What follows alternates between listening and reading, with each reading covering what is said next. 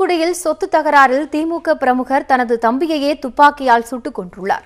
தூத்துக்குடி தெற்கு மாவட்ட திமுக இளைஞரணி துணை அமைப்பாளரும் விஜய் ரசிகர் மன்ற தலைவராகவும் உள்ளவர் பில்லா ஜெகன். இவர் தனது சகோதரர்களுடன் சேர்ந்து லாரி தொழில் மற்றும் சிட்ஃபண்ட் நடத்தி வந்துள்ளார். சொத்து பிரிப்பது தொடர்பாக கடந்த 10 நாட்களாக சகோதரர்களுக்குள் தகராறு நடந்து வந்ததாக கூறப்படுகிறது. இந்நிலையில் நேற்றிரவு ஏற்பட்ட தகராறில் பில்லா ஜெகன் அவரது கடைசி தம்பியான சிம்சனை துப்பாக்கியால் சுட்டதாக தெரிகிறது. உயிருக்கு போராடிய சிம்சன் தனியார் மருத்துவமனைக்கு கொண்டு செல்லப்பட அங்கு சிகிச்சை பலனின்றி உயிரிழந்தார்.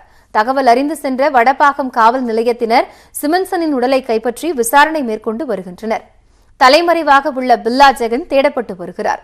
பில்லா ஜெகன் மீது ஏற்கனவே ஒரு கொலை வழக்கு நிலுவையில் உள்ளது. அவருடைய மகளை காதலித்த சச்சின் என்ற இளைஞர் கடந்த ஆண்டு காரில் கடத்திச் செல்லப்பட்டு கொடூரமாக கொலை செய்யப்பட்டார். இந்த விவகாரம் தொடர்பாக பில்லா ஜெகன் மற்றும் அவரது சகோதரர்கள் மீது வழக்கு நிலுவையில் உள்ளது.